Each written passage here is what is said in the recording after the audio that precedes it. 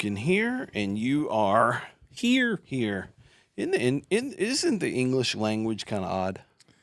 Oh, man. It is odd. I mean, we have here, Yeah. H-E-A-R. We have here, H-E-R-E. We have here. That's it. That's all I can Yeah, I come don't up think with. that's. all I think that's the only one. But then you have there. There's that guy that has that Instagram reel. He's got a whiteboard, and it's him and himself. No, yeah, he's so funny, dude.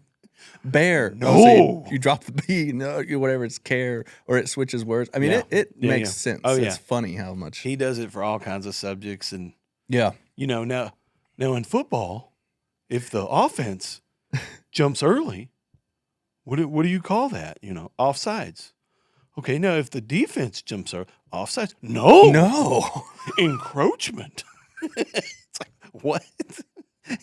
Dude, when he does it, it all makes sense. What he's saying, I'm like, why do you do things this way? That's why Nate Bargatze's SNL thing, when they're like the founding fathers, Yeah. hit so well, Yeah. because you're just like, why? Where's the string of thought here? None of it makes sense, man. It's a good intro to what we're going to talk about today. But first, I want to be sure to remind Chris to remind you all to like and subscribe.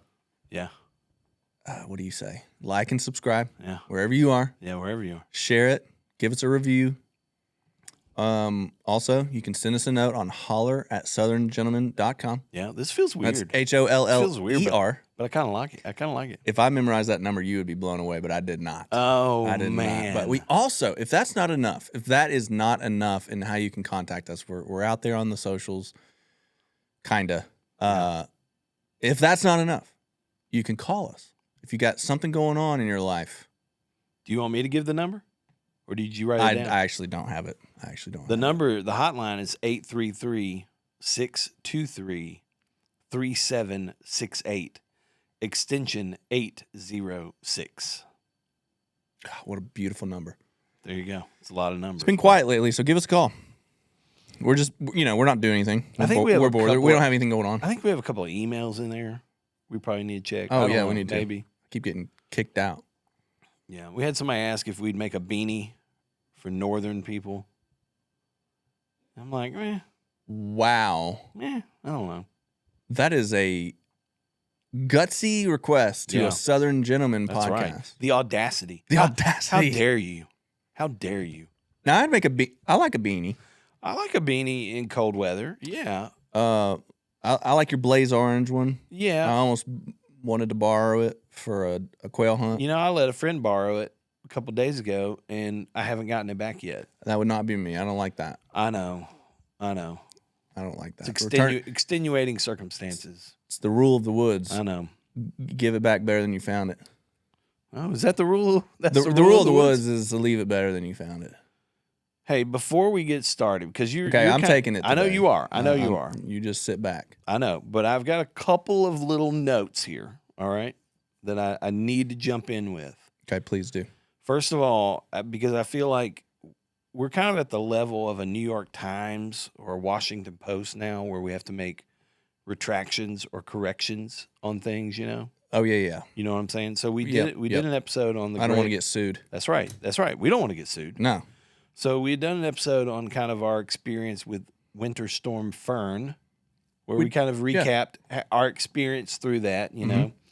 And I had an interesting thing happen where home one night, that episode had come out, and my wife and daughter pulled that episode up on our TV in our living room and watched it. And that's where my daughter fell in love with you saying, we got peanut butter?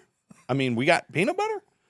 Do we got peanut butter? I think was Do we got exact peanut word. butter? But throughout that episode, as they were watching it, they were very free to point out to me all of the things that I said that were wrong, that were wrong. So apparently, okay, good. All right, I have you have like an in-house auditor. Yes, and so I got a little defensive.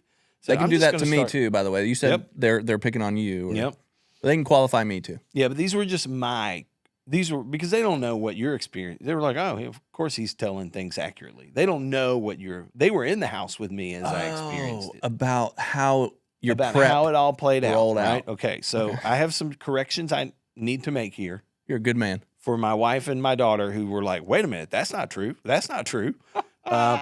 I said we lost power on Saturday. It was actually Sunday. So I'm sorry about that. I thought we woke up Saturday morning with no power. We woke up Sunday morning with no power. All right. So it was 2 hours on Sunday, not Saturday. Okay. All right. Grace for losing track of days on an ice storm. My second note just says all this, quote, we mess. Because I would say, here's what we did next. Here's what we did. And Kimberly was like, we didn't do nothing. Kimberly, am the one who filled up the water jugs. I am the one. You know, when I said like, oh, we filled up the bathtubs. Kimberly was like, we didn't fill up the bathtubs. Okay. Can I? Mm-hmm. My interpretation was I pictured Kimberly, even when I listened back, Of course. covering your countertops with Yes. water jugs. And I didn't. You were not in the picture. She was just by herself filling up water. And to be completely transparent, like this was not a real argument or anything that occurred. It's good, but This is just credibility being where playful. credibility's due. I'm just being playful by making these corrections, okay? Okay. So number on two, the record, all this we mess, really Kimberly did it all, okay? This was not we. I just happened to be part of the family. You say we mess. Yeah, all this we mess. Okay. That's just the way I made the note in my phone. I like it. Number three, the third retraction correction is when I said I watched the Netflix Alex Honnold climbing Type A 101 with my son. It actually wasn't my son. It was my daughter. She was like, I was the one in here. It wasn't Will. It was me. So I got to clarify. Man, you got a lot of kids. So, And then just one addition. One addition to the weird things that we did or that we considered doing.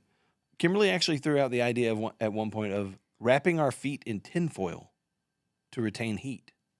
That was an idea that we had then. Like, okay, if we lose power for an extended period of time and it gets really cold, she had read or saw a video, something about wrapping your feet in tinfoil. No, I haven't heard tinfoil. Is that the same thing as aluminum foil? Yes. Okay. Yeah. We call it tinfoil. I don't know why we do tinfoil hats, you know.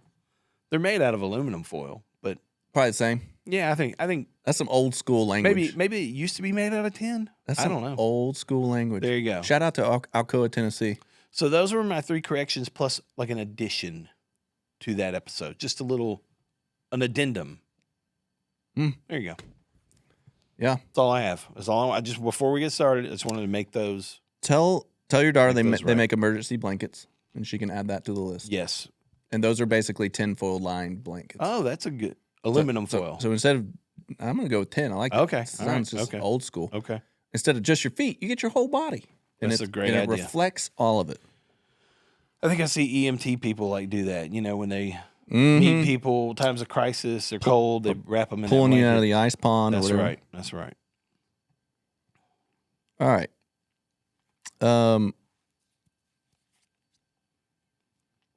This is going to be a food for thought episode type thing. Oh, okay. Right? This is like So I don't even know about this. you don't know nothing. Interesting. I thought we were recapping the Super Bowl, talking about Bad Bunny. It's gonna plug into that Okay. because that's just the latest current event in our culture as we find ourselves today that just gets my wheels spinning.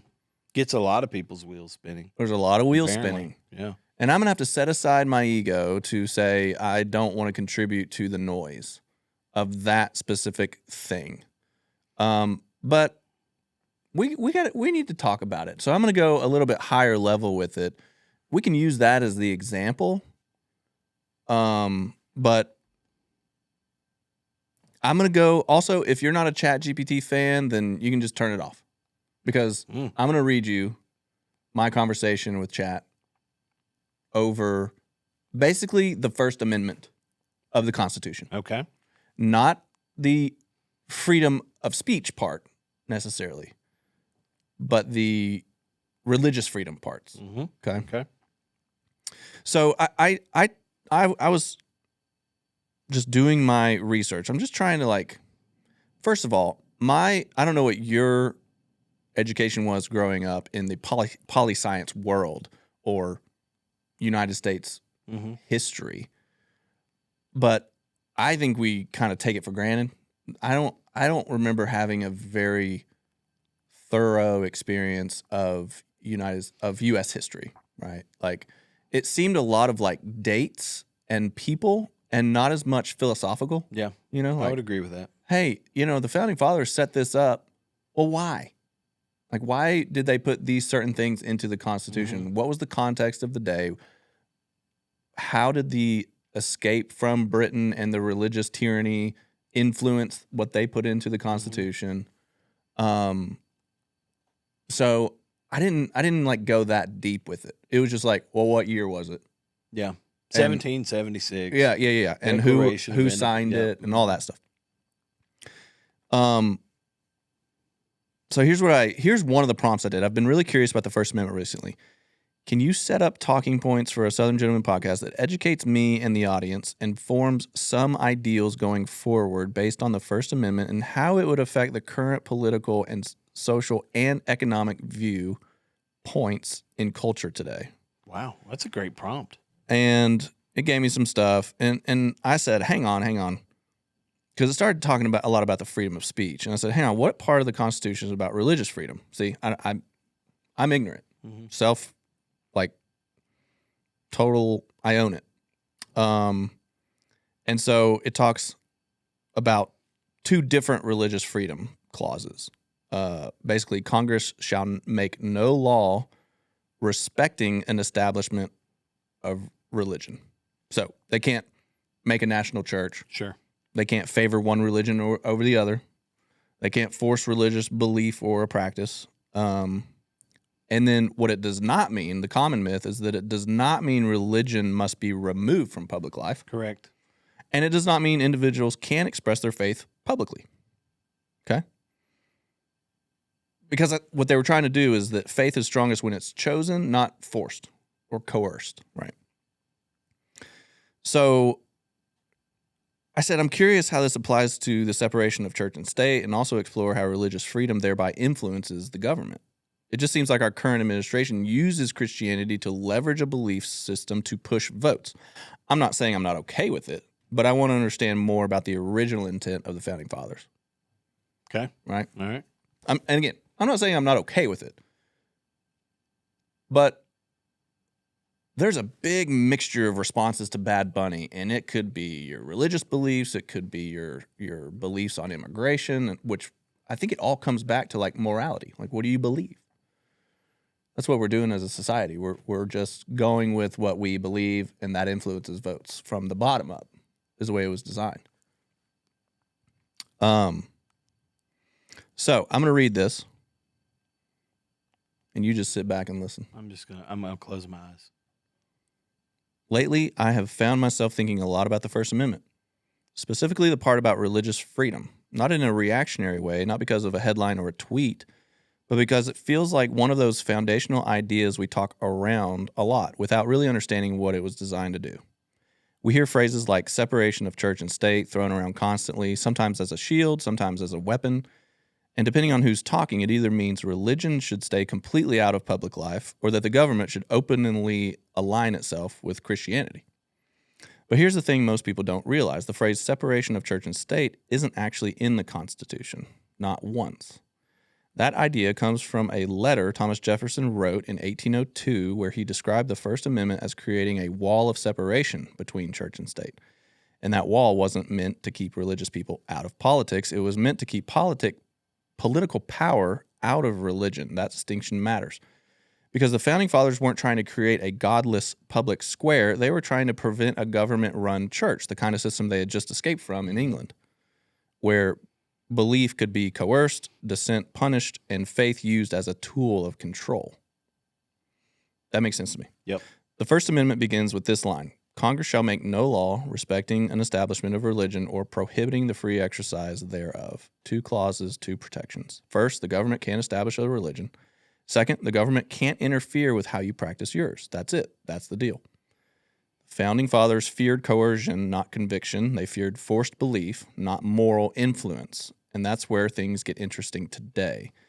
Because we live in a moment where it feels like religion, especially Christianity, is being used politically. Candidates reference it, campaigns appeal to it, Voting blocks are built around it, and I'll be honest, I'm not even saying I'm automatically against that. What I am curious about is whether that aligns with the original intent. Legally speaking, politicians appealing to Christian values is absolutely constitutional. The First Amendment restricts laws, not speech. It stops the government from enforcing belief. It doesn't stop believers from influencing policy through persuasion and votes. In a free society, that influence is inevitable. Voters don't check their conscience at the ballot box, nor should they. But there's a deeper tension here on the founders, one that the founders understood well. They believed that a free republic depends on moral citizens and that government is incapable of creating morality. That's the paradox.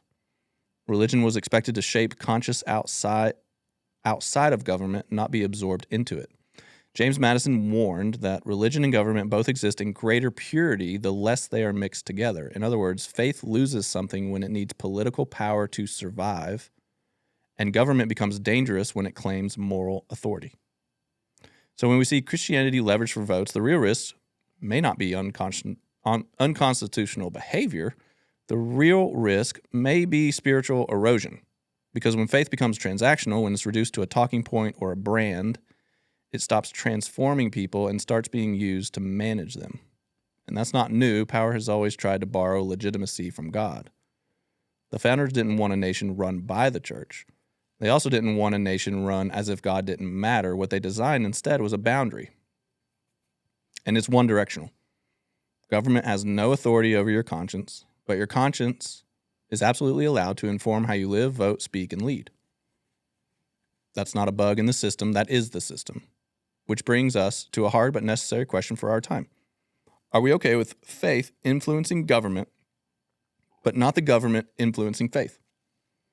Because that's the balance of the First Amendment protects. The danger isn't religious people participating in politics. The danger is politics reshaping religion into something hollow, tribal, and useful.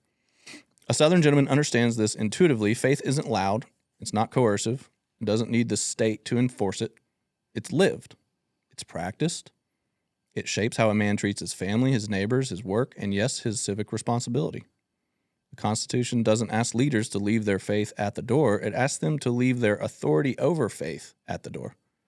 And maybe that's the tension we're feeling today. Not that religion has too much influence, but that it's being asked to serve power instead of restrain it. So today we're not here to argue politics. We're here to understand the architecture. Because if we don't understand why these freedoms were designed the way they were, we'll either demand too much from the government or expect too little from ourselves, and neither of those ends well.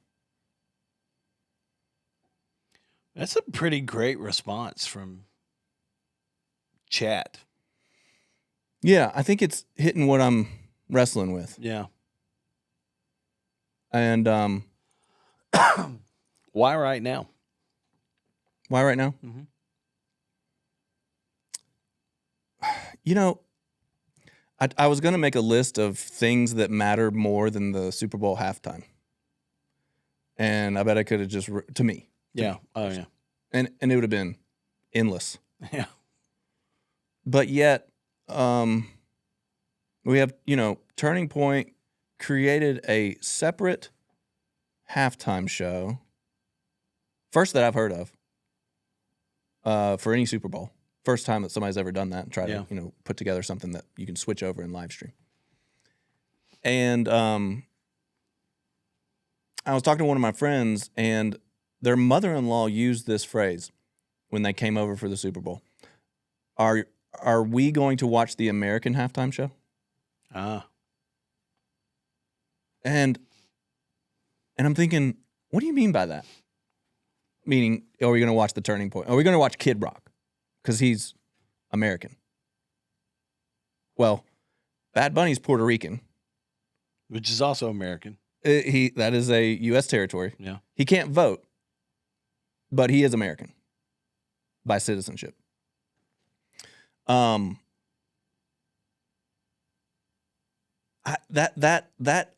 just like quick, shallow response. Like, are you going to watch over the halftime? By the way, like, yeah. Remember, there's thousands of things in my life that are more important. that I would be like, all right, let's get into it on this. You know, this is the thing that's going to shape me. Things are shaping me, and decisions that I'm making, I put a lot more thought in than to what I'm going to watch on the Super Bowl, right? So I watched the Bad Bunny one because I was just like, what's the deal? And it was all in Spanish. Couldn't understand a daggum word. I didn't understand anything. Yeah. It was pretty flat tone to me and my musical preferences, so it's not like an attractive style musical architecture for me. Right. But I sat there and I was like, maybe it's okay. You know, my kids watched it, and I'm like, maybe it's okay that it is in Spanish. Yeah. You know, I was like, From well, what I'm reading, they can't now, understand it. Yeah, from what I'm reading now, which I will say up front, I don't know if any of this is, has been validated, like it's true. Right.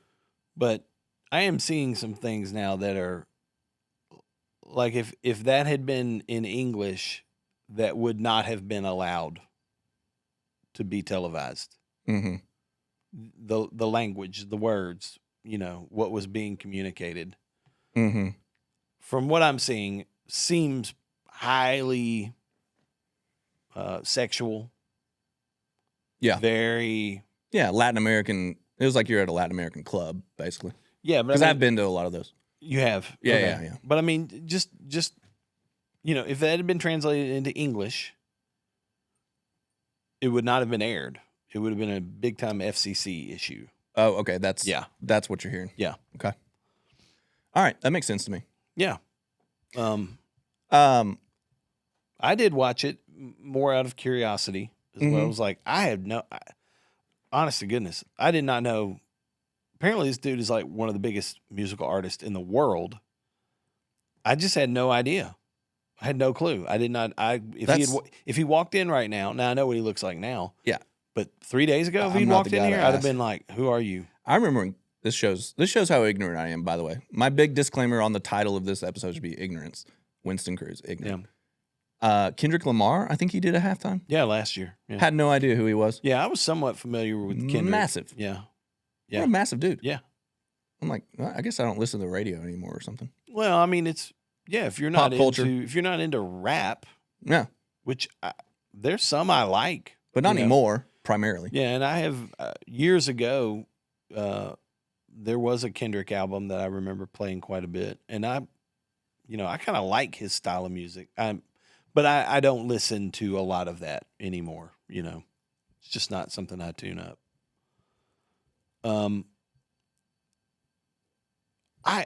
I do struggle with it being all in Spanish. Just me personally. I agree. Now this really has nothing to do with what your conversation with chat, and I think it kind of can though. Maybe. Because people are reacting for a reason. They're reacting out of their own unconscious belief system. Yeah, and it just doesn't. So there's a reason why, and I'm curious about why. I'm not offended by the fact that it was all in Spanish. Like, I'm not over here with my undies in a bunch, like getting all twisted up and angry about it. I want to understand what's happening, and it is an odd choice to me that for I think the NFL, professional football, is likely the most popular sport in the United States of America. Mm-hmm. And the United States of America is officially an English-speaking country. And it seems odd to me that on the biggest night of the biggest sport, where 100+ million people are tuning in, that the halftime entertainment, which I agree with you, is like, it wouldn't even make my top 1,000 list of things that are important to me. But it just seems like an odd choice. And when you odd. Yeah, when you think about that, then it to me seems like an not obvious, but an intentional choice that was made. And then I question, I go, well, why? Mm-hmm. Why, would you intentionally have the halftime entertainment, 10, 12, 15 minutes, however long it was, of the biggest night in the biggest American sport, yes, knowing it's gonna be political. Yeah. It's political. It was politically charged because the Grammys a few nights before or the week before, he came out, "Ice Out." Yeah. was the first word. Yep. And so a lot of the backlash was political. It was like, all right, this guy's gonna do a coup on the halftime show. Yeah. And Seems use very it, intentional. use it to throw all countries. Yep. Like he even said Canada. Like it was like North America.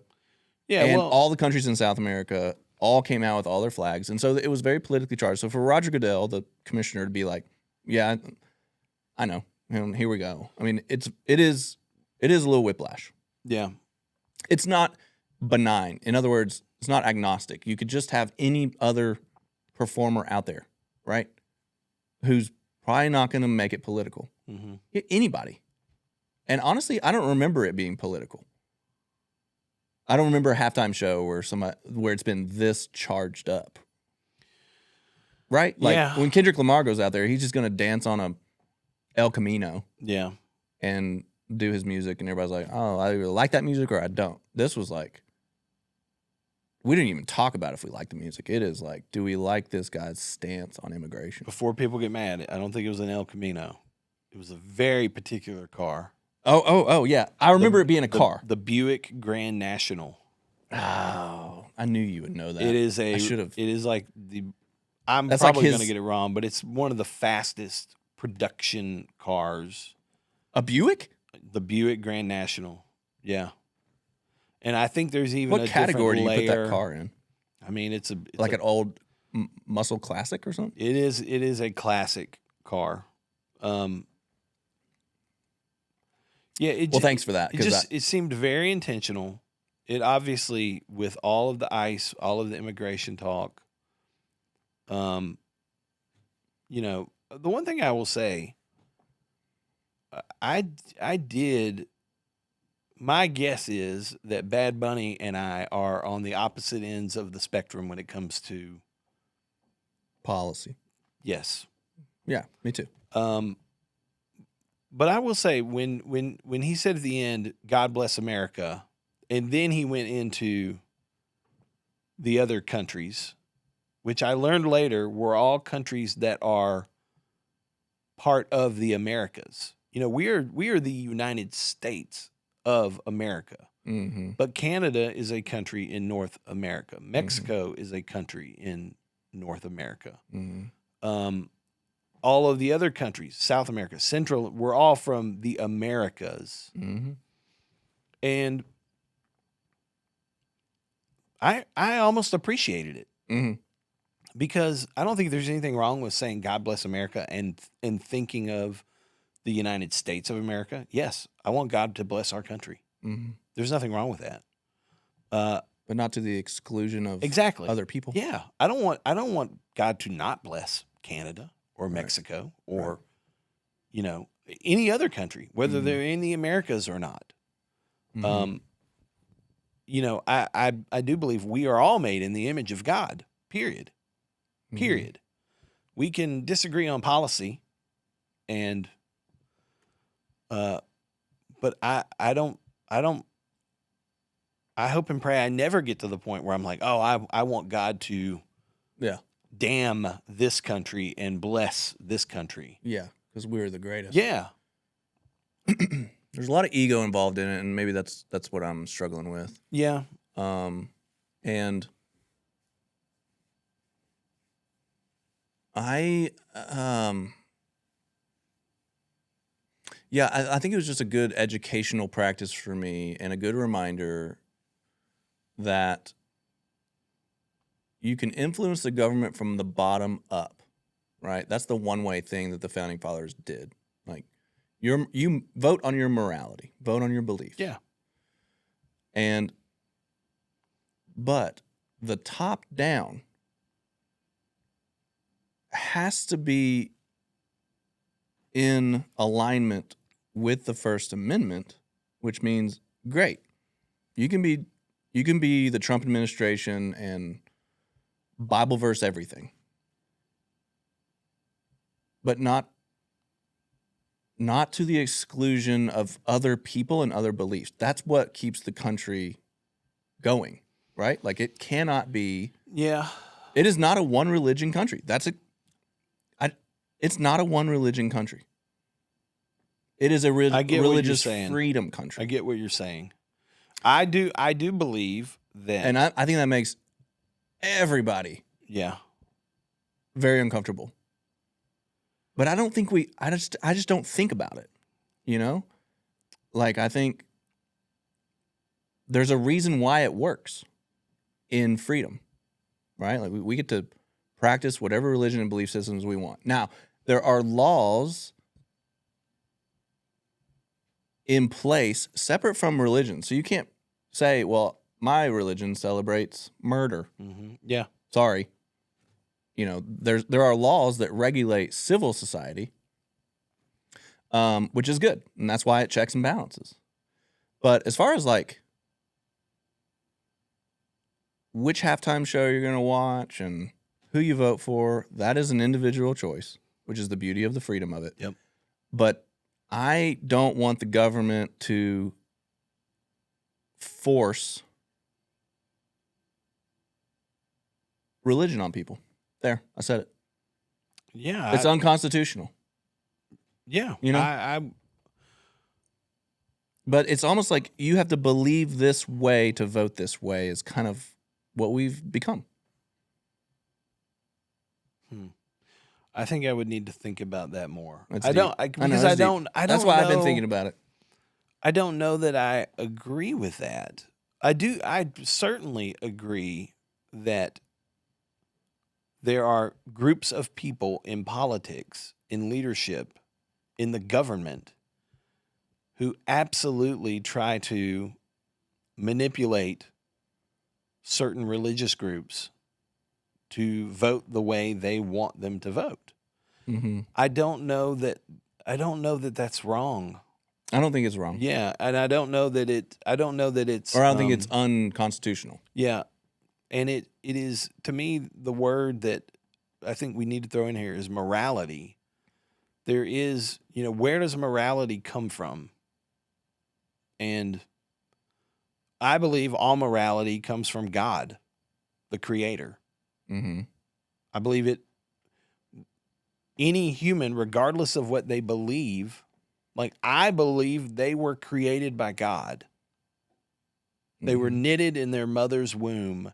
He knew every detail about that person before they were ever even thought of by their mother and father. He knows the number of hairs on there. He knows every decision they're going to make. I don't understand it, but that is what I believe. And if we do believe that we're all created in the image of God, if we do believe that morality comes from God, whether or not somebody believes in the Christian faith or any other faith, we all have a sense of what is right and what is wrong. Mm-hmm. We all have a sense. Now, that line can move for different people, I think, based on the environment that you grow in, based on influences of other things. But morality, right and wrong, I don't believe is subjective.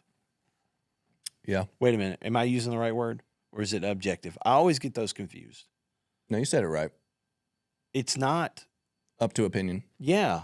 Whether or not to take this life, Right. I don't believe is, well, you can have what's right to you might be wrong to me, and Right. and that's just okay. I don't believe that. I agree. Yeah, I don't know, but then that's complicated as well, because there are a lot of things that I go, I think I could have an opinion about this other thing, and you could have a different opinion, and it's probably okay. I don't know that either one of us is like, we're right and you're wrong. Maybe that's what's bothering me. Maybe Is it's that very complicated. This I'll say country was started with and it's so strong because it started with the escape from religious tyranny. You can, all right, now we're here, and you can believe whatever you want. You can interpret the Bible or Joseph Smith any way you want. Mhm. Like, that's what made it what we are. And so I think there is part of this that got me too is like Christianity is not transactional, right? It is. You can't convert somebody by tweeting at them. No. You can't convert somebody by forcing policy on them. Right. Or op-ed pieces or Yeah. I mean, you don't hear testimonies where it's like, man, I read this one thing. op-ed piece and I just felt so convicted. No, our egos are gonna pop up and fight back. So I think what I'm trying to protect is the beauty of the freedom of religion in our country, and for true conversion to happen, it has to be free will, has to be a choice. Yeah. And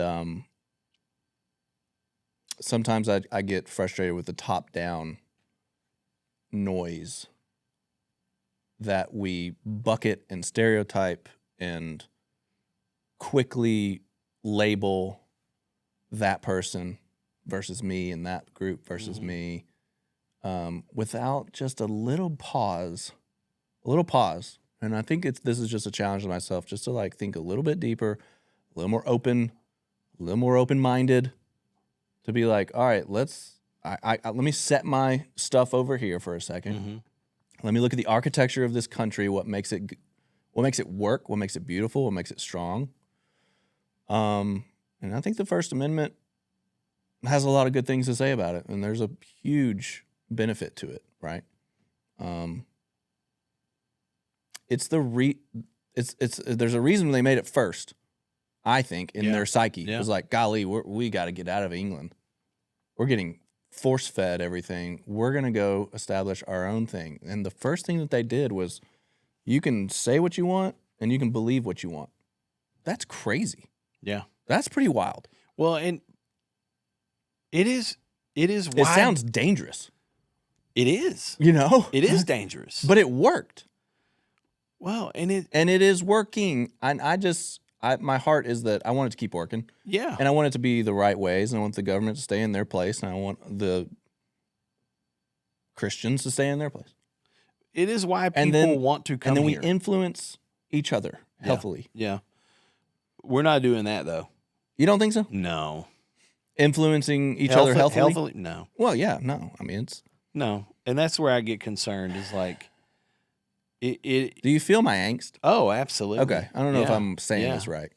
Well, I mean, I am a very, I think I am. I try to be I'm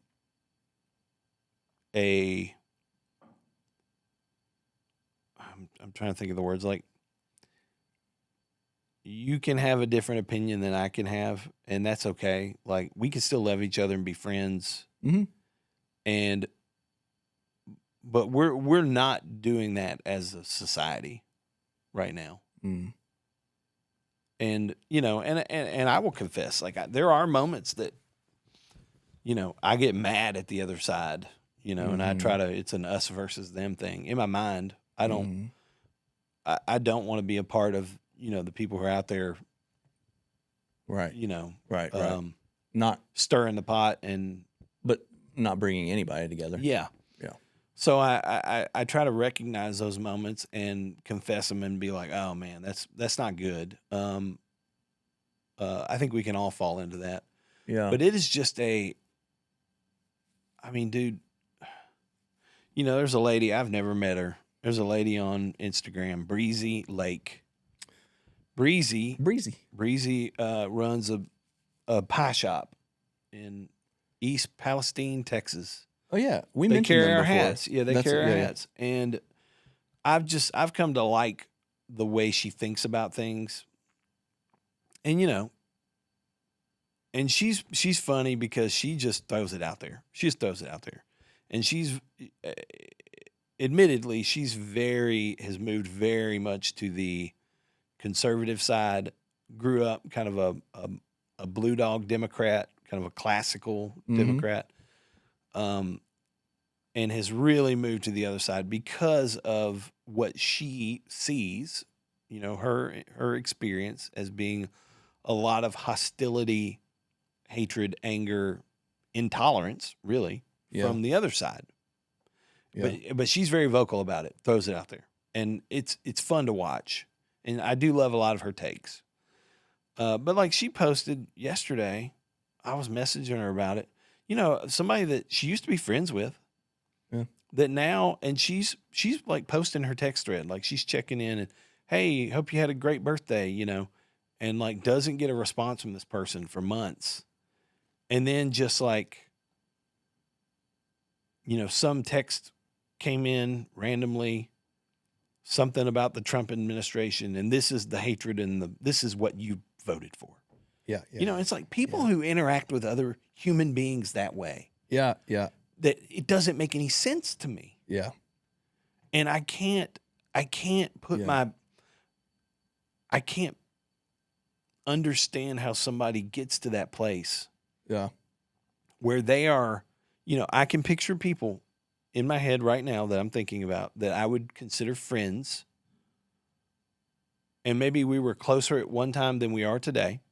Maybe there's a broken relationship there. And we're not really friends anymore. But to a T, there's not a single one of them that we're not friends anymore because I insulted you and I went after you and I told you that you were brainwashed and that you were a part of a cult and that you were this and that it's all coming at me. Yeah. It's all I am now all these things. I am now a racist Nazi. Right. I am now part of this. I am brain dead. I am brainwashed. I am part of a cult. And I am now cut off. Yeah. And I'm sure it exists on the other side. I'm sure it does. But that's hard to. So how do you keep your heart open to that person? I don't. But you would with your wife. Yeah. If you're in disharmony, something happened, then I have to make the decision. I'm going to set my stuff over here and come back and be like, look, here's where I was. I apologize. Here's what's going on. There's reconciliation, right? Yeah. But we just reconciliation with the other side. It doesn't matter. It's not important enough. Well, it's just not important enough. But I mean, or if that happened, if I'm the pie lady and but like one of these relationships I'm thinking about, it popped up on Facebook maybe a month ago that there was something that occurred there where I made a funny post. It was meant to be lighthearted and funny, and he took it very seriously and kind of came at me. And I said, "Hey, dude," I told him in my response, "I love you. I'd be happy to get together with you." And his response was, "I'll just stop commenting. You keep going on with your misinformation." And he blocked me, unfriended me. Like that's all you can do. Yeah, it's like I moved, but I tried to move toward him. Yeah, and he said, "Nope, we're done." Yeah. And that's sadly, I do think you're seeing a lot of that, and I don't. Yeah, you have more and more people who are, leaving their families. They're. I mean. They are cutting off family members, longtime friends.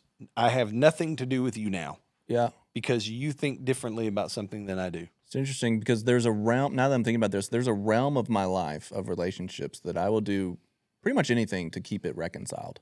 And I think eventually you get outside of those realms and you're like, that doesn't matter at all. Like they're not even, like it becomes just this other person on the email or the text thread or the social media interaction, right? Yeah. But now you got these like big ideas of Democrat, Republican, and nobody cares about reconciliation. No, They're not. They don't. no. It's a playground for the ego. It's a hard spot we're in today. Yeah, it is hard. It's a hard spot. Yeah. So something's in there for me. I just wanted to like process through it. Yeah. Tell you where I'm at. The Bad Bunny thing was a great example. I'm more okay with what is happening than what this portrays. I just wanted to at least like express that I'm wrestling with it, and I think it's like a good thing to just check for me personally. So I think we can be better. I don't know. I think we can be better. I agree. I just don't know what the path is to getting there. And, I don't either. And this might sound like That's a God thing. I don't know. yeah, and I do believe it's a sin issue Mm-hmm. more than anything. It's a heart issue Yeah. because like I just don't. And I will admit and confess right here.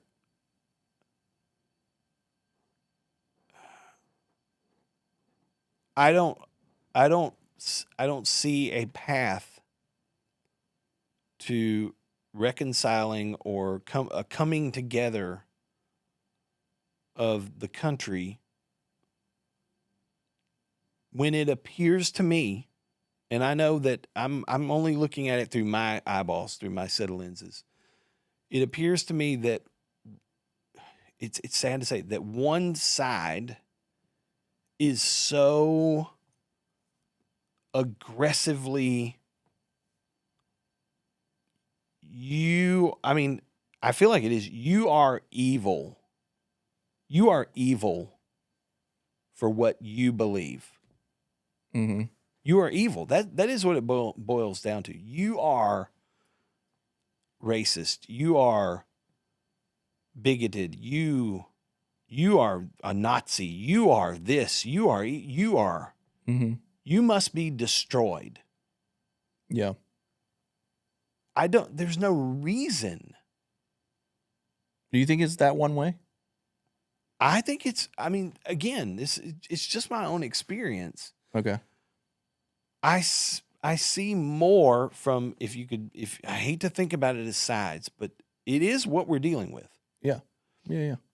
The people who think the way I think are the ones who are saying, "Hey, I love you. I'd be happy to get together and talk about this."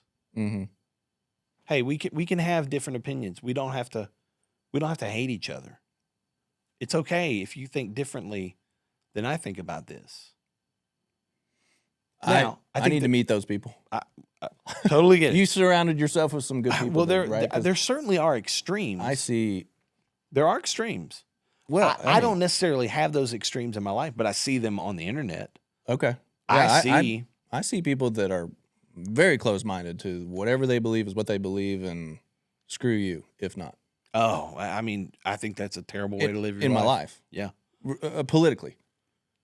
We're Yeah. not gonna cross pollinate with anybody. Go to dinner, whatever. Yeah, I think that is a terrible way to live. Now, your life. and I have people that are have huge hearts Mhm. and can hold on to themselves while they interact with people that they disagree with. Yeah. I have both. Yeah.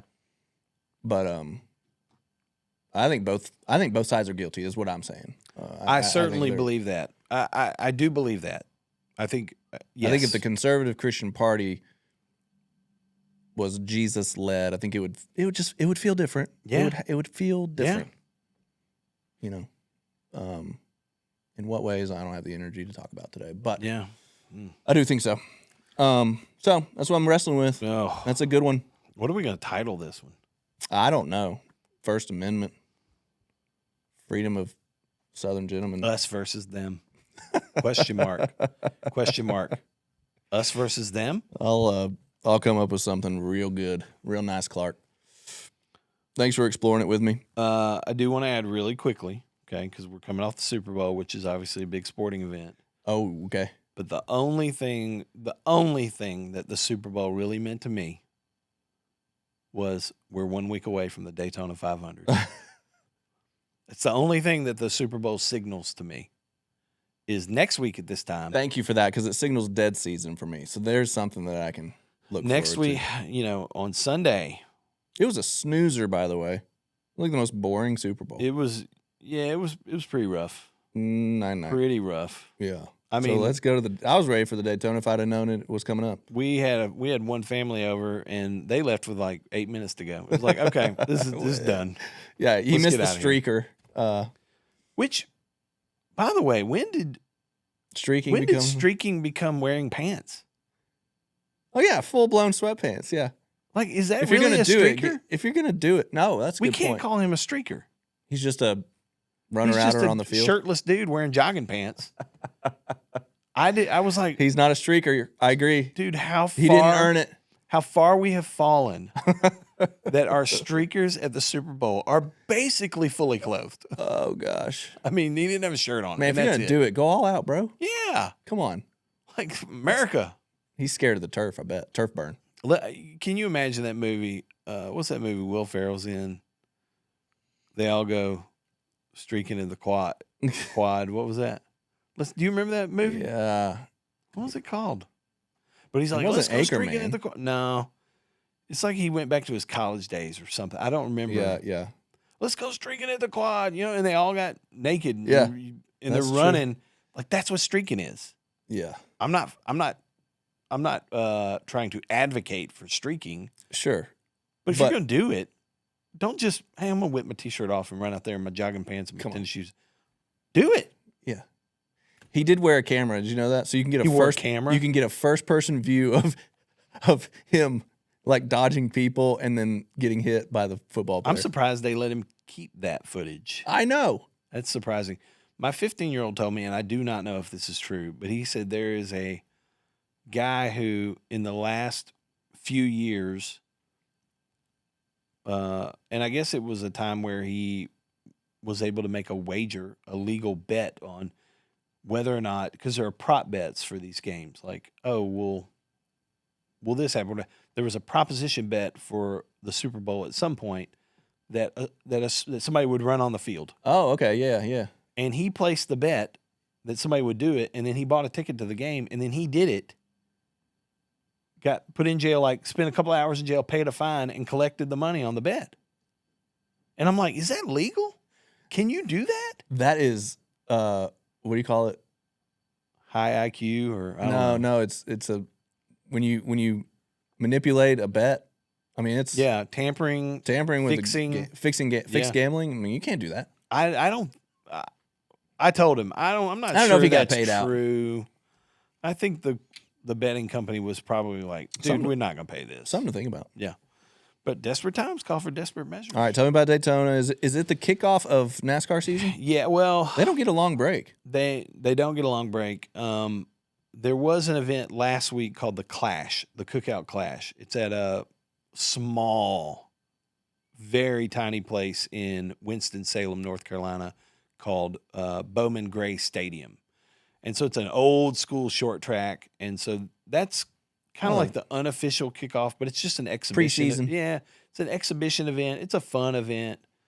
But the Daytona 500 is the official kickoff to the NASCAR season. I always thought it was like mid-season. Is there another one? At Daytona, yes. There's 2 Daytonas. Yes. Later in the season. Yes, but the other one's not called the Daytona 500. It's called something else. So it's always at the beginning. Mm-hmm. The Daytona 500 is always the first race of the year. As long as I can remember. Yeah, no, I didn't know these things. And that's considered, if you win it, you're like, I'm good for the year, although there's not a bigger race in NASCAR. keep trying for the cup. Yeah, there's not a bigger race. Okay. It is, if you become a Daytona 500 winner, yeah, that's a big deal. Okay. So a week from Sunday? Or this coming weekend? When this comes Valentine's weekend. That's right. Day after Valentine's Day, February 15th. Man, so much for a Valentine's episode. I'm going to be watching them boys go fast and turn left. We could have gone. I do want to This time last year, we were pulling out matching undergarments for our special. That's right. Spouses, we did forget. We dropped the ball on that. We should have done a Valentine's Day. And I'm coming in with some like heavy First Amendment stuff. Yeah. So happy Valentine's Day. Well, I thought about it last week. We're late to the game. We lead with love. Yeah. Lead with love. Yes. Yeah. You know. Serve your spouse this weekend. Serve her. Learn her. Yeah. Oh, learner, definitely. Yeah, be a learner. Learn all the things. Learn yourself too. Golly. If you are going to watch the Daytona 500, here's just a couple predictions I'm going to make. Okay. Okay. I'm going to predict that a Ford wins the Daytona 500. Okay. That's not people who know NASCAR, who know racing. That's not some left field. You want to put Kava on it? Yeah, I would do that. Okay. I'm going to say a Ford wins, and I think it's going to be. How many Ford drivers are there? Oh, I'm not going to know that. But you got a driver. Team is a Ford team. You got somebody in there. You're like, he's probably. Yeah, I think Joey Logano. I think probably gonna do it. Ryan Blaney, Austin Cindric, pretty good driver in a Ford, a Penske Ford. What are the chances of the Trackhouse guy winning? Well, I mean those are. I do have a couple of wild cards that are both Trackhouse guys. I think Ross Chastain in the one car. Oh, is he the young guy? No, He's not the but that is my wild. That is my super dark horse. Is Connor Zilic, 20-year-old? Yep, he's not even 20, dude. I think 19. He's 19. But this will be his very first race as a full-time Cup driver, Okay. and I think he could surprise people, and it would be a lot of fun to see. That'd be cool.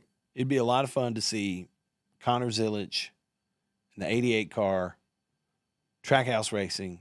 First race as a full-time driver, Cup driver, go to victory lane at Daytona. He's fast. Where was he last year? In the minors? He drove in the Xfinity series And then they got called up, switched numbers with Shane Van Gisbergen, and he took From the '88 Denmark? New Zealand. New Zealand. Shane's in the '97 car. See, I remember, Yeah, bro. that's right. I'm keeping up. So Connor's my super long shot, like the one that you go, it'd be fun. Yeah. I'm not a gambling man anymore, but if you were, I'd be like, put a let me little bit a on little there. something on him. That'd be fun. Yeah. Because he'll be like 1,000 to 1 odds. he'll be a super long shot. But my prediction is, if you're paying attention, I think a Ford, Joey Logano, Ryan Blaney, somewhere around that, a Penske Ford probably. Well, I'm glad they got all their lawsuits worked out and they changed They all did. their rules on the tournament, on the playoffs They and all did. that, right? Like Yeah. everything's it's a new year, new rules, Mm-hmm.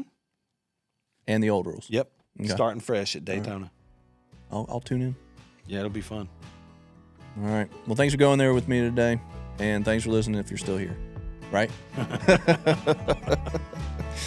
But you should keep coming back, y'all. Hey, thanks for watching, guys. Be sure to check out the other videos on our channel and make sure you like and subscribe to the channel so you don't miss future videos. And if you're tired of seeing our faces talk, you can go the audio-only route and catch us on Apple and Spotify. If you do that, be sure to subscribe, give us a rating and a review so that we can reach more people. See y'all next week.